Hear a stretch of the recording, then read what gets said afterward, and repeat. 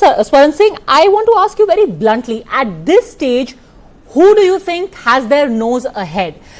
Israel, fighting on multiple fronts. You already have been at war for years, a year and a half with Hamas in Gaza. Then you went out against the Houthis, the Hezbollah. Now you've opened up another front against Iran. But the Wall Street Journal, and that's the next piece of news that we are breaking, the Wall Street Journal is reporting now that Iran has apparently sent out feelers. They are asking for an end to hostilities. This is what the WSJ report says, that Iran is actually sending messages to Israel and America seeking talks. They are saying that we want a resumption of talks.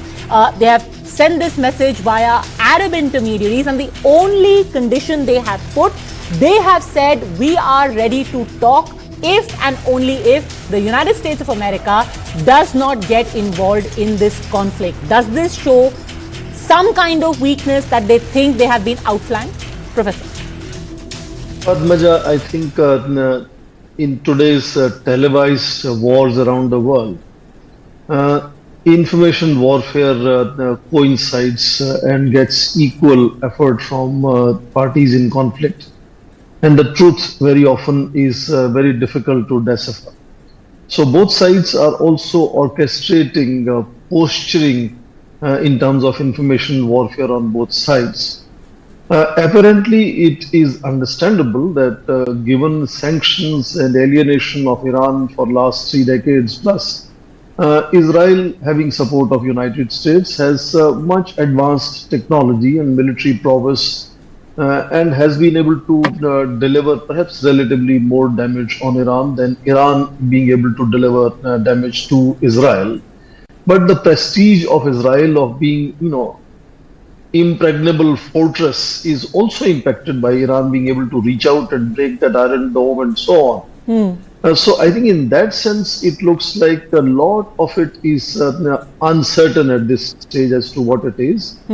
As for your question regarding Iran sending feelers, that again one has to understand in terms of domestic politics. As Parmit just now said, Iranian regime is fairly supported by their people, particularly when it comes to Israel.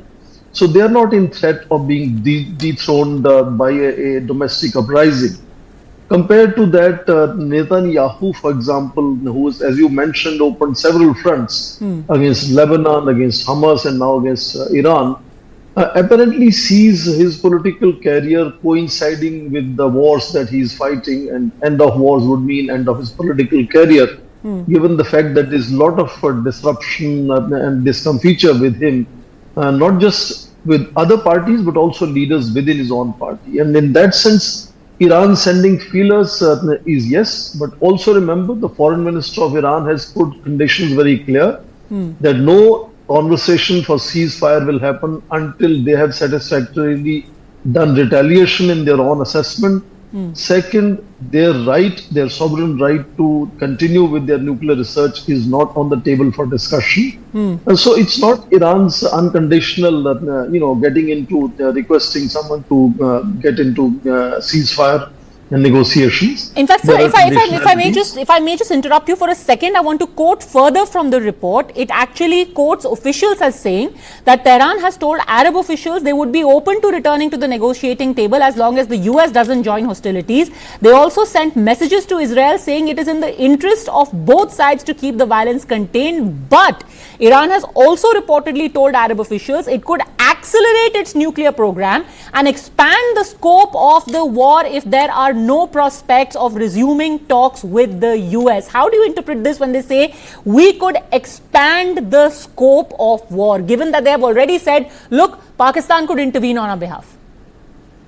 See, definitely Iran has several cards to play on. You're already mentioning closure of Hormuz, which could disrupt oil supplies and LNG supplies around the world. It could use its proxies, which have always been, an issue of contention as to how much it controls those proxies and how effective those proxies are. And of course, all of us are repeatedly saying who look at nuclear program of Iran, that yes, this has damaged majorly and has delayed the progress of Iran's nuclear weapon in case Iran is pursuing a nuclear weapon. But it has not decimated that process entirely.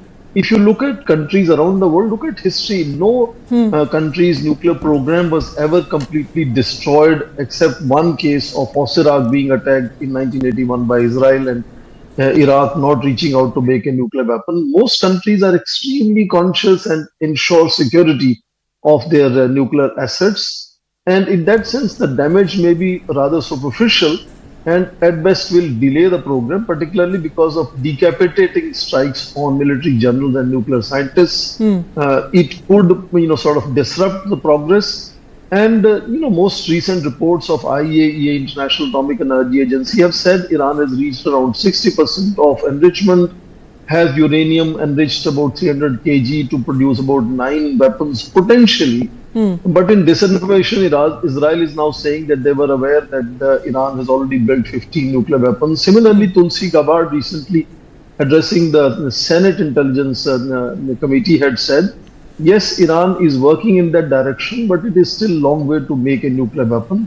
Okay. So I don't think we should really worry about a nuclear war, coming out of this conflict in coming times. There are going to be a lot of pressures on both sides, both international and domestic. And of course, neither side, Iran doesn't have nuclear weapons. Israel doesn't commit that it has nuclear weapons. So yes, that pressure would continue, but they will continue to keep the war conventional and sub-conventional, in which case Iran will use various assets that it has in terms of but how even it can if the impact. war stays conventional, sir, and I want to ask in the end, Professor Singh, I really want to ask you this: if the indication at this point is that maybe in a few days we'll see a cessation of hostilities, what will Israel have achieved if you have targeted their nuclear facilities, caused some damage? All of that can be replenished, right? So what was gained? Two things Israel has already achieved. One is their most potent strategy of eliminating enemies through assassinations. And you have seen that more than dozen scientists and more than dozen top military leaders have been eliminated. This could go on, and I think that is the dangerous part. If any other political leader could potentially become target of that assassination strategy, But you can which get is more scientists always who very will get a new nuclear program. They will make a new bomb. true, but that is the second point I'm making. So the whole process of nuclearization or nuclear bomb being produced by Iran is definitely delayed by several years now.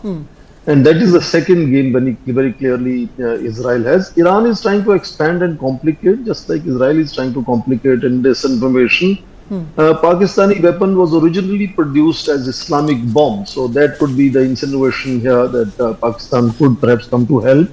But Iran and Pakistan have had their own irritations and problems. I don't think they are best of friends. They have their Okay, own unfortunately, difficulties with each gentlemen, other. completely out of time, but I really do want to